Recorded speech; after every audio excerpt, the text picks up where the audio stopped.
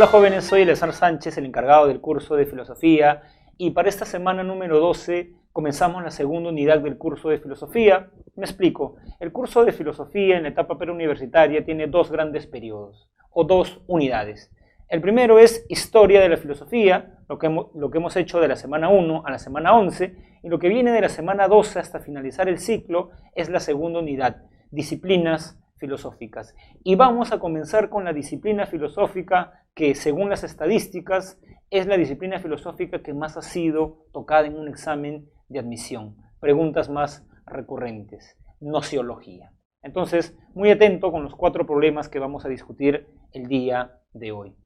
Cuando ustedes repasen una disciplina filosófica, lo primero que deben entender es cuál es su objeto de estudio, sobre qué reflexiona. En ese sentido vamos a empezar por lo más simple y vamos a decir que la nociología reflexiona sobre el conocimiento, y puesto que la filosofía es una disciplina problemática, los problemas que circulan en torno al movimiento. Vamos a escribir esto en la pizarra. Reflexiona sobre el conocimiento.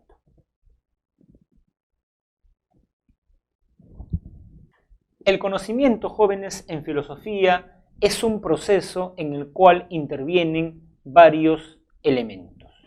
Y, según los manuales, según el libro de la PRE, son 3 elementos.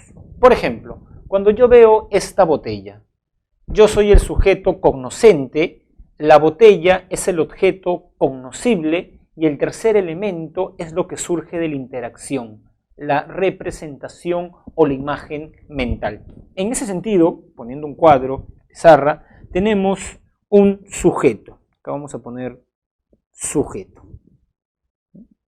Muy bien. ¿Qué es el sujeto dentro de la nociología? El que conoce.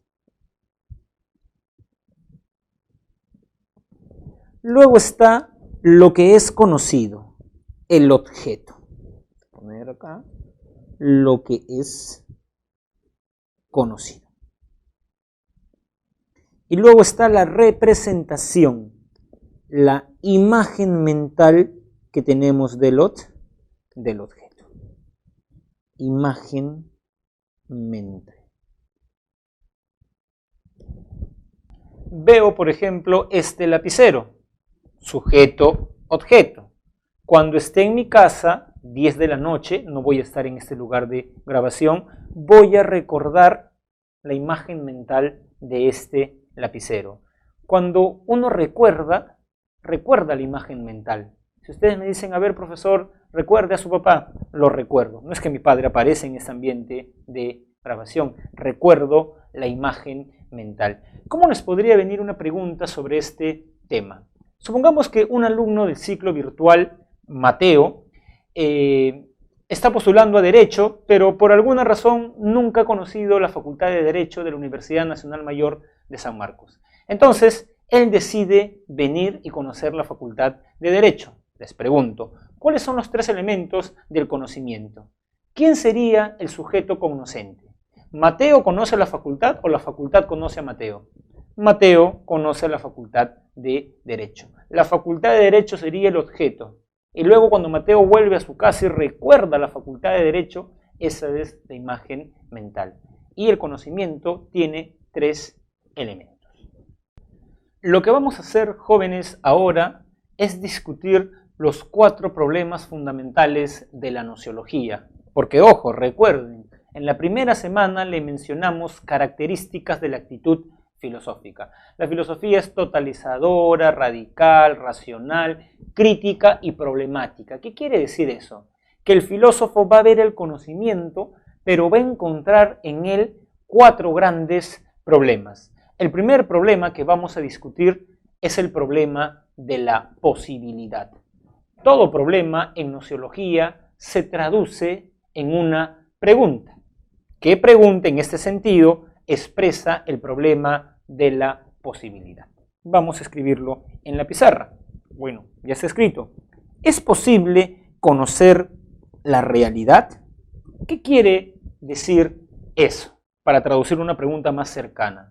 Cuando yo veo este lapicero, sujeto, objeto. Tengo la imagen mental de este lapicero, ¿no? Es delgado, es de color plomo y negro. La pregunta sería, ¿el sujeto puede aprender las características del objeto? O sea, mi imagen mental se condice con este objeto. Esa es la pregunta de la posibilidad. ¿Es posible que yo conozca este lapicero? Si ustedes, mientras yo estoy, digamos, sugiriendo esta reflexión, dicen, por supuesto, profesor, que usted conoce el lapicero tal y como es. O sea, la imagen mental de mi lapicero es de la misma manera como el lapicero es en la realidad. Esa persona que cree que puede conocer la realidad de manera absoluta se llama en filosofía dogmático. Y es la primera postura. Dogmatismo. El dogmatismo señala que sí es posible conocer la realidad. Incluso pone de manera absoluta, tal y como es. Ejemplo, profesor, de filósofos dogmáticos, Platón en su famoso diálogo dedicado al conocimiento, el Tetetos, dice que los filósofos presocráticos, lo que nosotros hemos llamado filósofos del periodo cosmológico, antes de problematizarse si el hombre puede conocer o no la realidad, se lanzaron a la faena de conocer la realidad. Y así, por ejemplo, Tales consideró que el arjé es el agua. Cuando Tales responde que el arjé es el agua, él suponía, no lo discutió, dice Platón, de que nosotros podemos conocer la realidad tal y como es. Tales sería un ejemplo de filósofo dogmático. ¿Cómo ha venido eso en preguntas dentro de los exámenes de la pre? Recuerdo la siguiente. Un padre le dice a su hija, no dudes de las cosas que te estoy diciendo, hija. Las cosas son como yo te las estoy diciendo. Una persona que no quiere dudar es un dogmático. Y quizás también sirve y sea pertinente recordar que dogmático proviene de la palabra dogma, ¿no? Nos dicen en el curso de religión en el colegio que no hay que dudar de los dogmas. María fue virgen antes, durante y después de alumbrar a Jesús. No me va a hacer usted, profesor de filosofía, hacer dudar de los dogmas del cristianismo. Ese es dogmático, el que no quiere dudar. Por el contrario, la persona que duda del conocimiento, dudar en griego es skepis, es un escéptico. Recuerdan que vimos eso en el periodo de las escuelas helenístico-romanas. El escéptico es la persona de espíritu dubitativo y crítico que problematiza. El escéptico, mientras está viendo este lapicero, dice, el lapicero en mi imagen mental, ¿será como es en la realidad?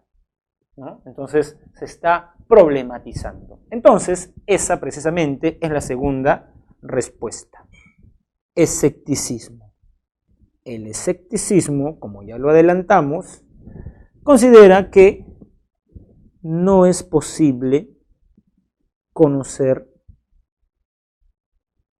la realidad. No es posible conocer la realidad.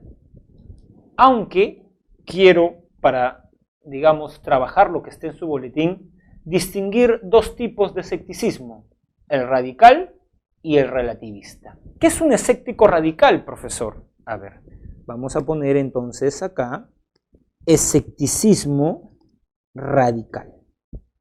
El escéptico radical. Un escéptico radical, para seguir con la definición que he puesto acá, el escepticismo, no es posible conocer, ¿no? El escéptico radical dice, no es posible conocer nada de la realidad. No podemos conocer nada. Por eso no es casualidad que ellos recomienden practicar la epogé. El representante del escepticismo radical, bueno, dogmatismo ya lo dijimos, es Tales. Ahora del escepticismo radical es Pirrón. ¿Qué era la epogé? Recordemos que además fue una pregunta de examen de admisión, suspender el juicio, no emitir opinión sobre la realidad. Profesor, ¿me podría decir de qué color es el lapicero que usted utiliza para las grabaciones, si yo soy un escéptico, no respondería. El escéptico practica la epogé. Por ejemplo, puesto que estamos en este ambiente futbolístico de la Copa América, por ejemplo, Perú jugó con Brasil el fin de semana pasado. Entonces, le preguntan a un escéptico, ¿quién cree que va a ganar, Perú o Brasil? ¿Qué respondería un escéptico? Nada. Practicaría epogé. Y esto es bastante coherente porque, puesto que yo no puedo conocer la realidad porque el escéptico duda de las capacidades racionales y de las capacidades sensoriales, los sentidos, él, coherentemente, si duda de las capacidades que tiene el hombre para poder conocer la realidad, cuando alguien le pregunte de qué color es esto, él va a practicar epogé. Son radicales porque creen que no se puede conocer nada. Sin embargo, existe otro tipo de escépticos más sensatos que creen que tú no puedes conocer verdades absolutas y universales, pero sí considera que puedes conocer verdades relativas y particulares. ¿Cómo se llaman esos escépticos? Escépticos relativistas. Entonces vamos a poner acá tenemos vamos a poner una flecha acá, escéptico relativista. Él señala, para seguir con esta primera línea, no es posible conocer verdades universales.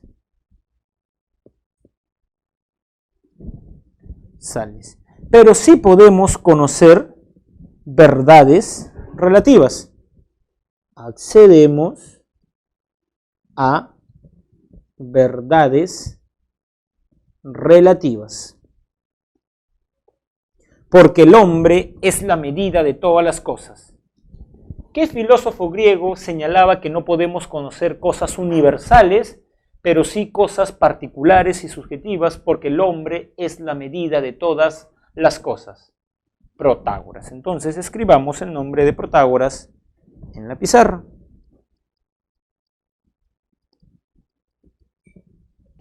Por ejemplo, le pregunto a una persona que esté en este ambiente de grabación, ¿no? ¿Usted siente calor o frío? Y esta chica me dice, siento frío, profesor, por eso estoy con mi capucha, ¿no? Siente frío. Para ella, eso es verdad. O sea, según Protágoras, eso es verdad para ella. Pero, por ejemplo, yo siento calor, y prueba de ello es que tengo camisa, me he sacado mi chompa, mi chalina. Para mí es verdad que en este salón, en este ambiente de grabación, hace calor. ¿Quién tiene la verdad? ¿Recuerdan? Para Protágoras, ambos tienen la verdad.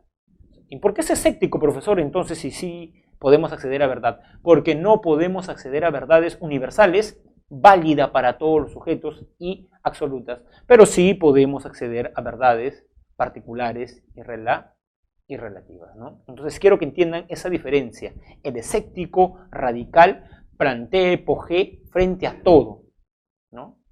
Todo, hay que quedarnos callados. Es más, yo no puedo decir que siento calor en este salón, también me quedo callado respecto de eso, porque no existe ningún tipo de verdad, silencio absoluto. En cambio, el relativista cree que yo sí accedo a ciertas verdades para mí. Para mí es verdad que en ese salón, digamos, hace calor, pero eso no es universal, porque para otra persona, en efecto, no lo es. Veo que tiene capucha, es decir, esa persona siente frío, ¿no? Muy bien. Entonces, por un lado, tenemos a los dogmáticos que dicen que sí es posible conocer la realidad, y por otro lado, tenemos a los escépticos que dicen que no podemos conocer la realidad. No obstante, tenemos una corriente que señala que sí podemos conocer algo de la realidad y no otra cosa. ¿Cómo se denomina a esta corriente? Criticismo. El criticismo señala que sí conocemos el fenómeno, ¿no? Con el dogmático comparte eso. Sí conocemos el fenómeno, pero con el escéptico comparte algo. No conocemos el noumeno, la realidad en sí. ¿Qué era, profesor, el fenómeno y el noumeno? Es más, ¿quién plantea estas categorías? Kant. Entonces pongamos, ya sabemos que en el gricismo es Kant, pero no está de más ponerlo. Entonces, ¿qué quiere decir Kant con fenómeno y noumeno? Fenómeno proviene de phenomenein, aparecer, la apariencia de la realidad, pero no conocemos el noumeno. Ejemplo, veo esta agua San Mateo. Yo conozco el aparecer del agua San Mateo, pero no conozco la esencia del agua San Mateo, bueno, de esta botella de agua San Mateo. Es más, podemos poner el ejemplo del café.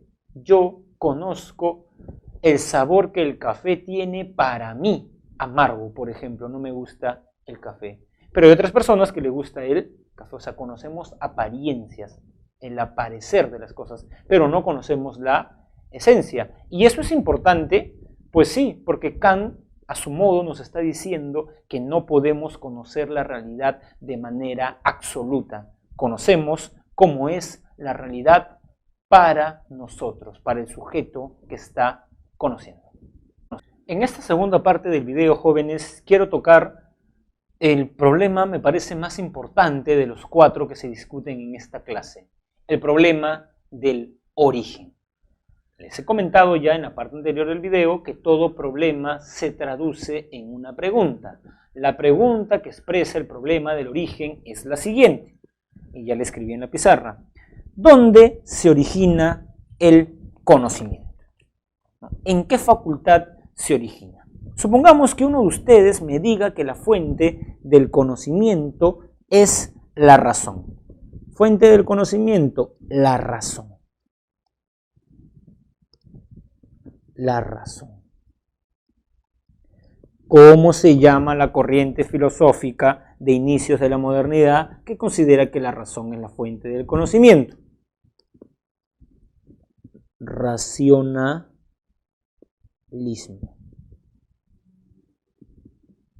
¿Y quién es su máximo representante? René Descartes. ¿Por qué, profesor, para René Descartes la razón era la fuente del conocimiento? Porque para René Descartes la razón accede a conocimiento, recordemos, conocimiento claro y distinto. ¿Qué quiere decir que algo sea claro y distinto? Que sea indudable, que sea un conocimiento verdadero, universal y necesario. Pero uno de ustedes podría preguntar, profesor, ¿y por qué para Descartes no es la experiencia como para John Locke la fuente del conocimiento? Descartes dice que nosotros accedemos a la experiencia a través de los sentidos, pero sucede que los sentidos nos engañan. Pensemos en el siguiente ejemplo. Salgo a correr muy temprano y veo el sol de, digamos, las primeras horas del día, la aurora. El sol está de un tamaño. Muy bien, termino de impartir mis clases de la pre, salgo, estoy en verano, hipotéticamente, y veo el sol de mediodía, mucho más pequeño. De pronto a las 6 de la tarde tengo cierta nostalgia y voy a ver el ocaso, voy a ver morir el sol. El sol es inmenso. Lo que dice Descartes es lo siguiente. ¿Es acaso que el sol crece y decrece durante el día? ¿O es más bien que el sol es el mismo y son mis sentidos los que lo perciben de diferente magnitud? Es la segunda opción, lo que quiere decir que los sentidos me engañan. Y Descartes se pregunta, ¿ustedes confiarían en una persona que los ha engañado? No. Entonces, si los sentidos te han engañado, no deben ser la fuente del conocimiento. El tribunal va a ser la razón. Y además de esta explicación, Descartes considera que la razón es importante porque tiene ideas innatas, que son las ideas que permiten el conocimiento. La mente, vamos a poner acá, posee ideas innatas. La mente posee ideas innatas. ¿Recuerdan el ejemplo que les di en la semana 7 de este ciclo en filosofía moderna? Ejemplo de idea innata para Descartes, un círculo. Porque para Descartes, uno en el mundo ha visto cosas más o menos circulares, por ejemplo. Otra cosa más o menos circular, una moneda. Pero un círculo en sentido estricto con radio equidistante, nosotros no lo hemos percibido en la realidad. Sin embargo, tenemos la idea del círculo perfecto. ¿Eso qué quiere decir? Que hemos nacido con la idea de círculo. Y para Descartes también habíamos nosotros nacido con la idea de Dios. El argumento de Descartes es sencillo. Yo tengo la idea de un ser sumamente perfecto, Dios. Hasta un ateo, cuando tú le dices Dios, entiende por ello un ser sumamente perfecto. Muy bien, pero si tú tienes la idea de un ser sumamente perfecto en tu mente, tú como ser imperfecto no puedes haber creado esa idea. Entonces, si no la has creado, ¿de dónde proviene? Sucede, dice Descartes, que ese ser perfecto ha puesto en tu mente la idea de perfección. Por lo tanto, ese ser perfecto existe. Este es el famoso argumento ontológico que ustedes pueden encontrar en la quinta meditación metafísica de René Descartes. Todas estas reflexiones, ¿qué filósofo inglés la va a cuestionar? John Locke. Vamos a reconstruir la argumentación de John Locke a propósito de una frase. Nada hay en la mente que primero no haya estado en los sentidos. Es decir, no puedo tener una idea innata, porque toda idea que tengo en la mente ha tenido su asidero en la experiencia. Volvamos al ejemplo que pusimos hace un momento. Si por ejemplo yo conozco un chico que estudia filosofía en la UBA, en la Universidad de Buenos Aires, y le digo, ¿conoces San Marcos? O incluso, para hacer más preciso el ejemplo, ¿recuerdas la Facultad de Filosofía de San Marcos? Él me va a decir, no recuerda porque no ha experimentado eso. O sea, nosotros recordamos lo que hemos experimentado. Nadie puede recordar lo que no ha vivido. Y si yo recuerdo este ambiente de grabación es porque he estado acá, lo que quiere decir que he adquirido a través de mis sentidos los datos y luego puedo recordarlo. Yo no podría tener una idea que no se haya basado en alguno de mis sentidos. Lo que quiere decir que para John Locke no existen ideas innatas. Primera interpretación de esta. La mente es como una tabula rasa, hoja en blanco. Es como un papel bond antes de escribir algo. Pero profesor, ahora tengo ideas. John Locke dice que sí, pero esas ideas provienen de la experiencia. Y a esa corriente se le denomina empirismo. Y como ya lo hemos adelantado, el representante es el señor John Locke. Muy bien, entonces teníamos por un lado una corriente filosófica que nos decía que la razón es la fuente del conocimiento. Y por otra teníamos el empirismo que señalaba que era la experiencia. De pronto surge un pensador que toma lo mejor de cada corriente, las fusiona y crea el famoso criticismo. ¿Quién es este señor? Immanuel Kant crea el criticismo y el criticismo considera que la razón y la experiencia o los sentidos son la fuente del conocimiento.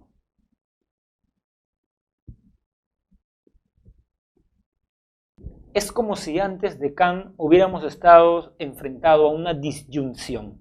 Elige razón sin experiencia o experiencia sin razón. Racionalista, empirista. Y lo que hace Kant es hacer una conjunción. No es razón o experiencia, es razón y experiencia.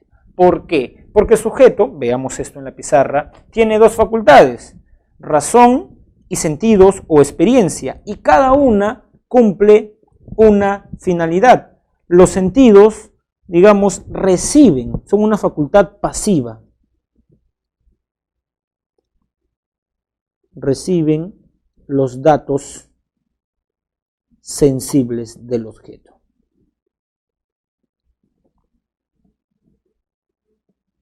En cambio, la razón es una facultad activa porque ordena los datos sensibles.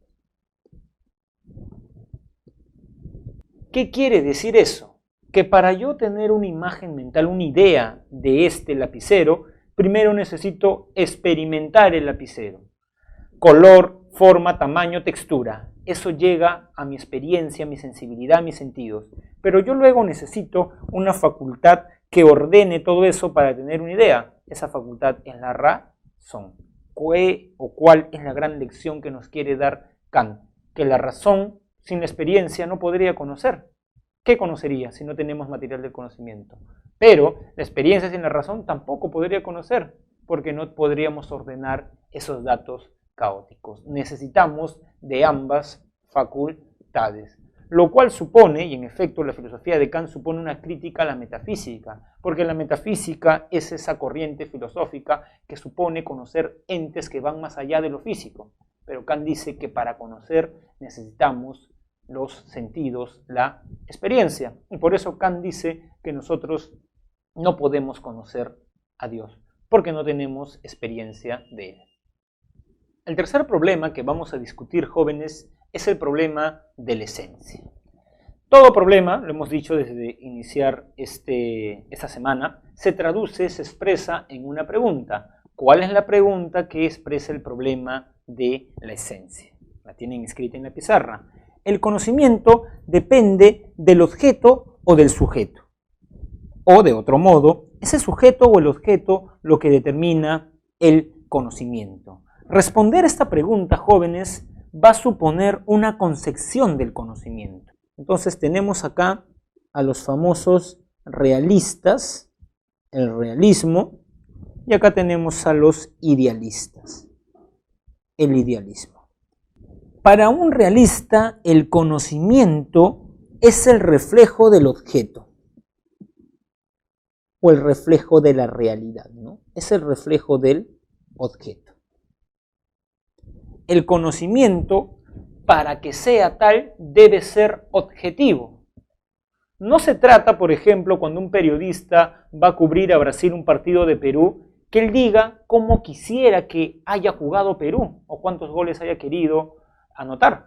No se trata de cómo yo quiero que sea la realidad, sino cómo es. Cuando un sociólogo escribe en su tesis de licenciatura que de 10 mujeres, 6 han sufrido violencia de género, yo estoy seguro que él no quiere que sea así la realidad, pero no se trata de cómo quieres que sea, sino cómo es la realidad. Yo cuando conozco debo dar cuenta de el objeto. A mí me gusta el color guinda, quisiera que este bolígrafo sea de color guinda, pero no, este bolígrafo es de color negro, ¿no? Eso quiere decir que el conocimiento sea objetivo. Entonces, si el conocimiento es objetivo, quien determina el conocimiento es precisamente el objeto.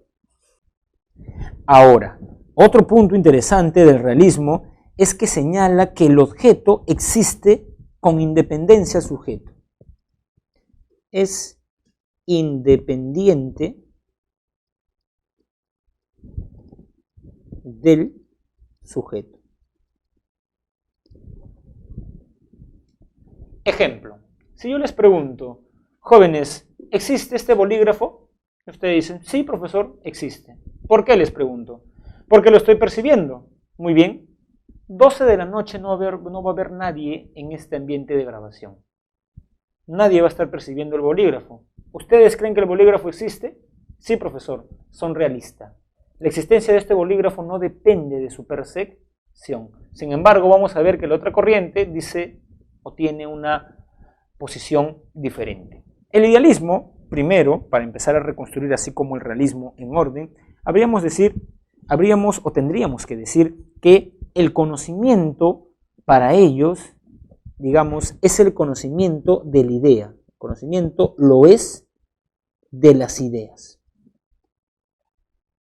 Conocemos ideas y sucede que las ideas se encuentran en el sujeto, no en el objeto.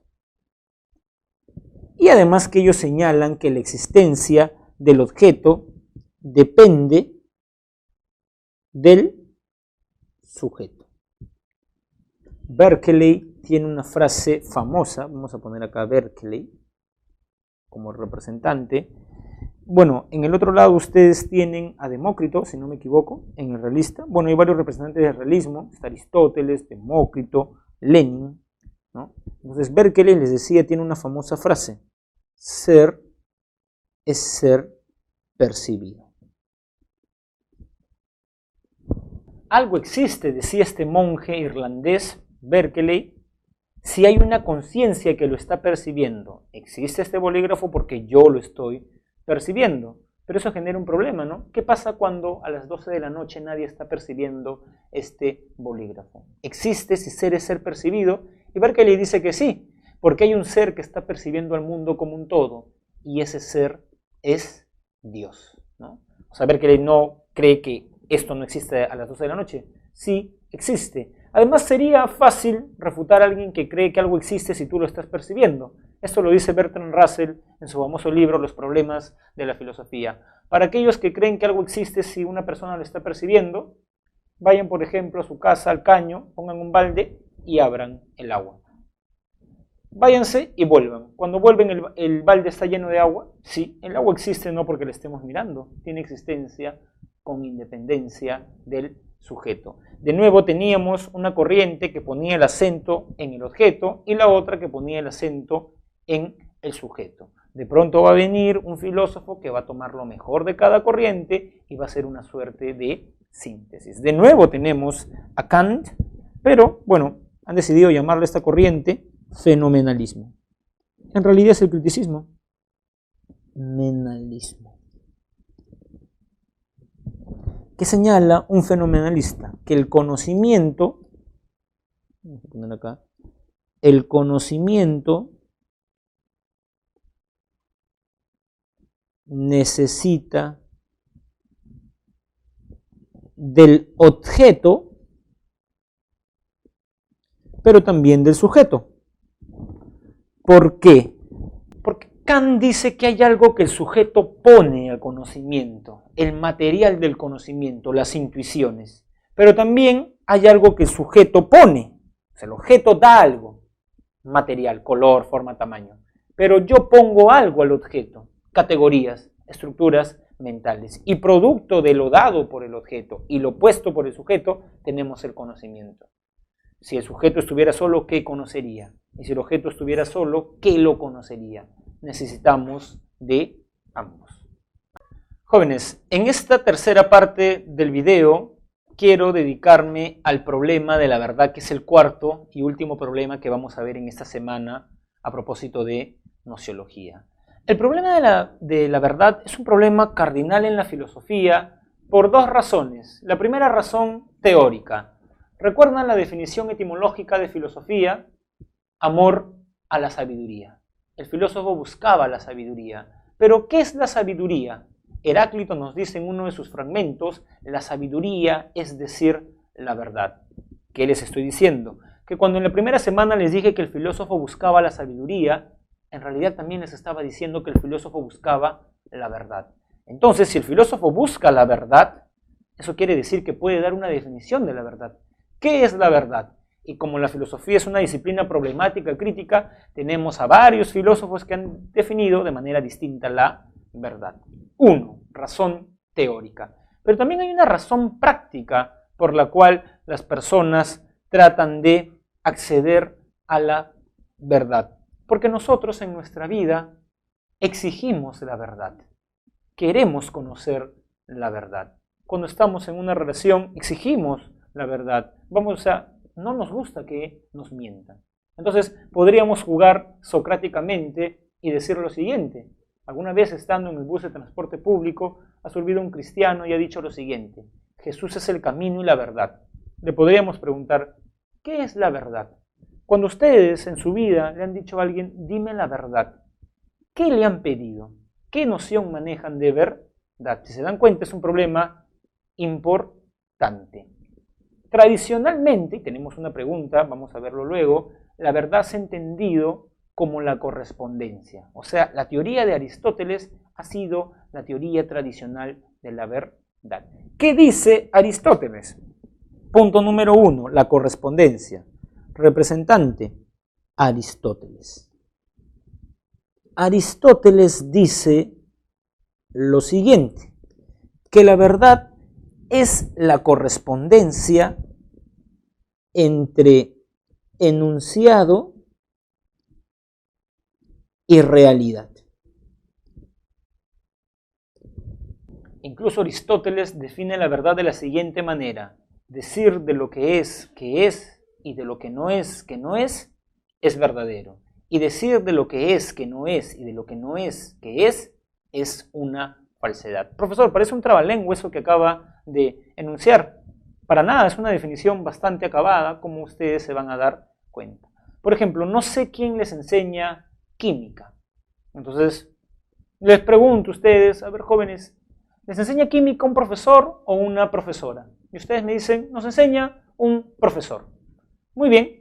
Entonces sucede que me olvido el día de hoy mi chalina, tengo que venir mañana, y el día de mañana el que está grabando es el profesor de química. Y en efecto, veo un profesor. Entonces yo digo, los chicos del ciclo virtual me han dicho una verdad, porque cuando les pregunté dijeron que es un profesor de química, varón. Y ahora que veo en la realidad, veo que es un profesor. Hay correspondencia entre lo que dicen y cómo es la realidad.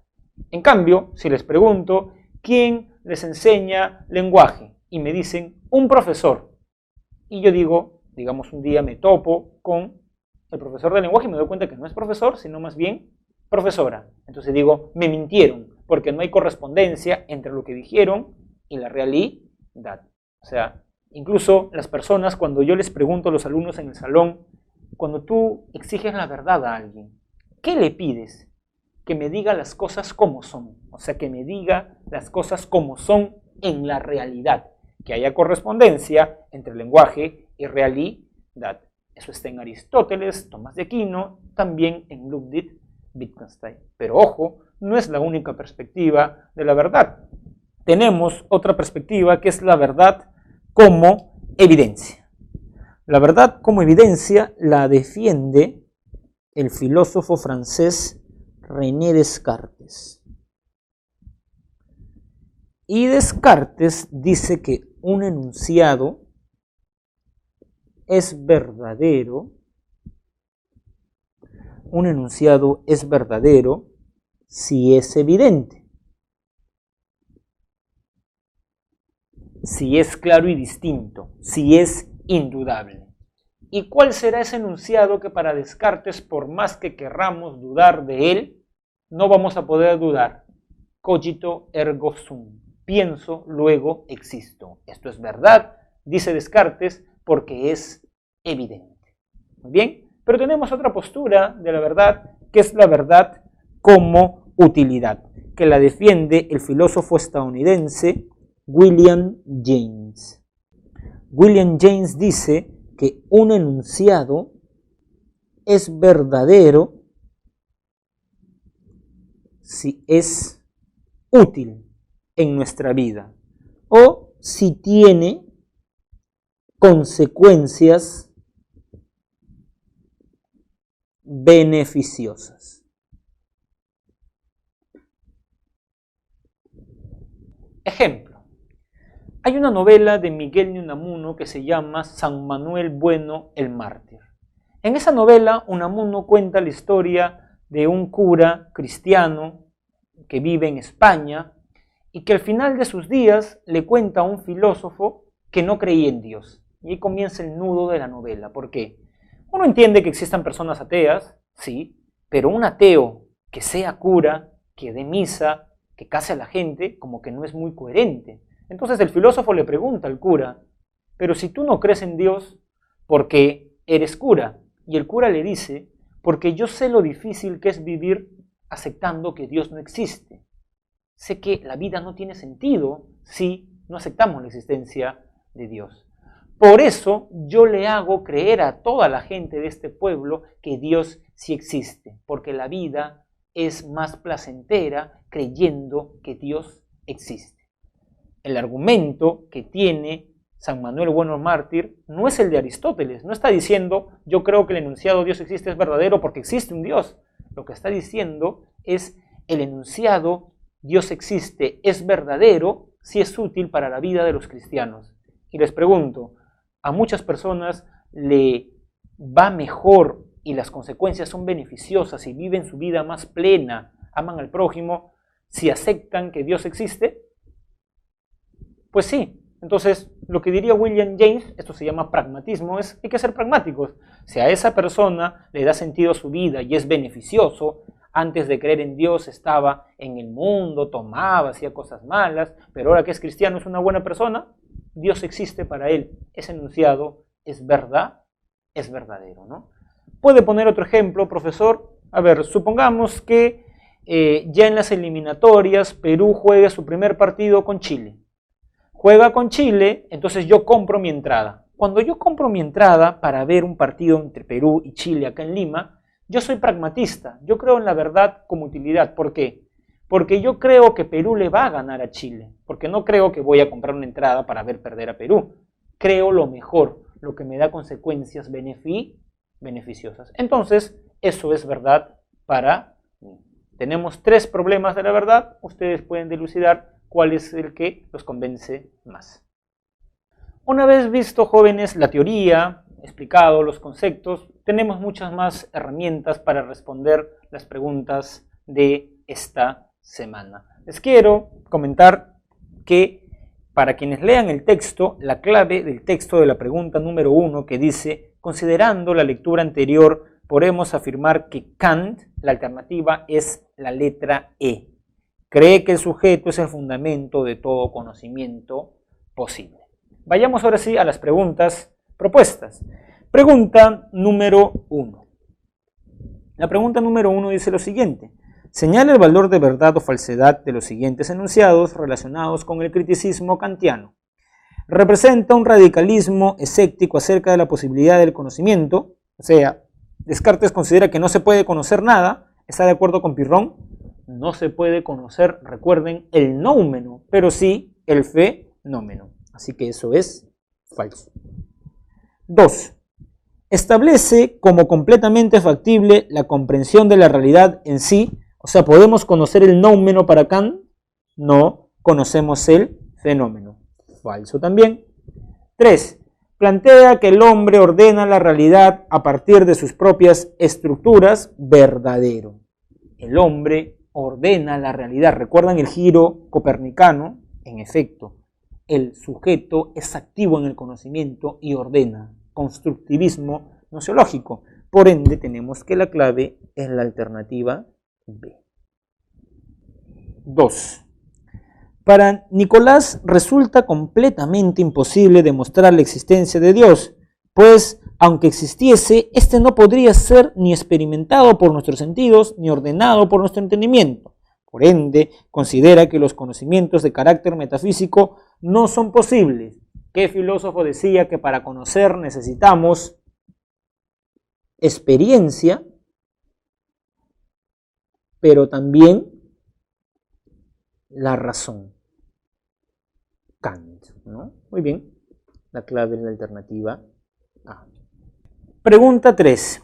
La filosofía platónica supone un optimismo respecto de las capacidades cognitivas del ser humano, pues plantea que a través de la razón se puede alcanzar una comprensión plena de las formas o ideas de los objetos del mundo sensorial. O sea, para Platón se puede conocer la realidad, nos está diciendo este texto. De lo anterior se puede inferir, colegir, deducir que la filosofía de Platón tiene un carácter dogmático. Podemos conocer la realidad. 4. ¿Cuál de los siguientes enunciados es correcto con relación al problema de la esencia o naturaleza del conocimiento? A. El realismo destaca que la existencia del objeto es independiente del sujeto. Eso es correcto, jóvenes. Por ende, es la clave. ¿Por qué no es la B, profesor? El fenomenalismo sostiene que el conocimiento es relativo a cada hombre. Eso sostiene Protágoras, no Kant. Según Berkeley, la existencia del mundo no puede ser puesta en duda. Bueno, eso no tiene que ver nada con lo que hemos visto. D. El idealismo hace énfasis en el papel del sujeto, es completamente pasivo, por el contrario, es activo.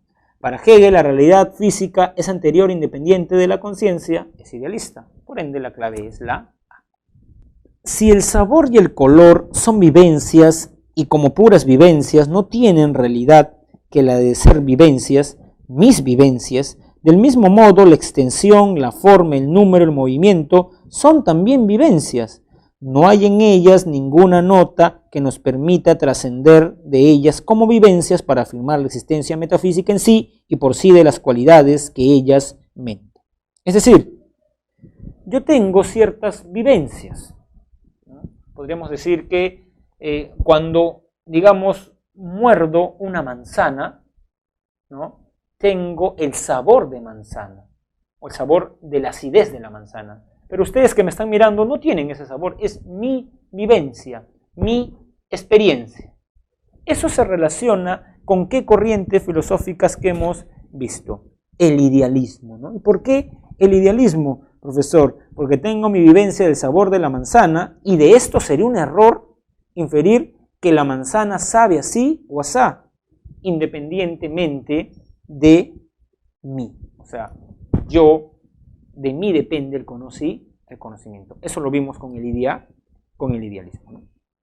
6. Para Luisa carece de sentido sostener que cada uno tiene su verdad, pues sobre la base de esta idea se continúa cometiendo el error de asumir como posible para el ser humano la obtención de conocimientos o verdades. Desde su perspectiva, más prudente sería sostener que ni siquiera cada uno tiene su verdad. O sea, Luisa es más radical que Protágoras, ¿no? O sea, para ella es prudente, coherente, que ni siquiera cada uno tiene su propia verdad, pues las capacidades intelectuales y sensoriales del ser humano son considerablemente restringidas. O sea, no es relativista, más bien es escéptica. En realidad, para que sea más precisa, habría que decir que es escéptica radical. O sea, está de acuerdo con Pyrrhon. 7. En uno de sus escritos, Nietzsche sostiene que la verdad, miren lo que dice acá, tal como se entiende tradicionalmente, es una ficción, una mentira construida colectivamente cuyo origen hemos olvidado por conveniencia. Esta afirmación pretende constituir una crítica acerca de la noción de verdad como, ¿cuál es la noción de verdad tradicionalmente?